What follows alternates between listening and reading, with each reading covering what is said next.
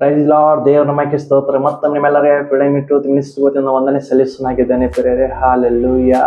ಇವತ್ತು ನಾವು ಒಂದು ವಿಷಯ ಬಗ್ಗೆ ನಾವು ಧ್ಯಾನಿಸಿಕೊಳ್ಳೋಣ, ದೇವರ ಮನಸ್ಸು. ಹೌದು, ಒಬ್ಬ ಕುಷ್ಠರೋಗಿಯು ಯೇಸು ಕ್ರಿಸ್ತನ ಹತ್ರ ಬರ್ತಾ ಇದ್ದಾನೆ.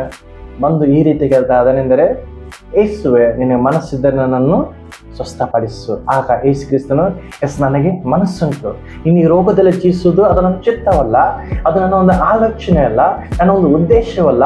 ನೀನು ಆರೋಗ್ಯವಾಗಿ ಜೀವಿಸಬೇಕು, ಅದು ನನ್ನ ಒಂದು ಮನಸ್ಸು, ಅದು ನನ್ನ ಚಿತ್ತ, ಅದು ಒಂದು ನನ್ನ ಆಲೋಚನೆ, ಅದು ನನ್ನ ಒಂದು ಉದ್ದೇಶವಾಗಿದೆ ಅಂತ ಹೇಳಿ ಅದೇ ದಿನ ಅದೇ ಕ್ಷಣ ಯೇಸು ಕ್ರಿಸ್ತ ಕುಷ್ಠರೋಗಿಯನ್ನು ಸ್ವಸ್ಥಪಡಿಸ್ತಾನೆ. ಹಾಲೆಲೂಯಾ. ಇವತ್ತು ಸಹ ಯೇಸು ಕ್ರಿಸ್ತನು ನಮ್ಮ ರೋಗವನ್ನು ಬಿಡಿಸಲು ಆತನಿಗೆ ಮನಸ್ಸುಂಟು, ನಮ್ಮ ಸಮಸ್ಯೆಯನ್ನು ಬಿಡಿಸಲು ಆತನಿಗೆ ಮನಸ್ಸುಂಟು.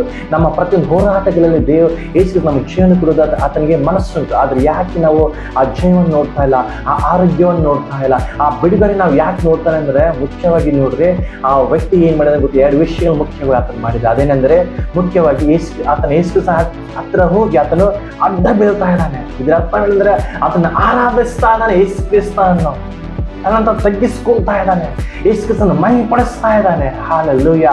ಇವತ್ತು ನಾವು ಸಹ ಆತನ ಸನ್ನಿಧಿಗೆ ಹೋಗಿ ಆತನ ಸ್ತುತಿಸುವಾಗ, ಆತನ ಆರಾಧಿಸುವಾಗ, ಆತನ ಮಹಿಮೆ ಪಡಿಸುವಾಗ ಇದೆ. ಹಾಲೆಲೂಯಾ. ಎರಡನೇದಾಗಿ ಆತನ ಪ್ರಾರ್ಥಿಸ್ತಾ ಇದ್ದಾನೆ. ಹಾಲೆಲೂಯಾ.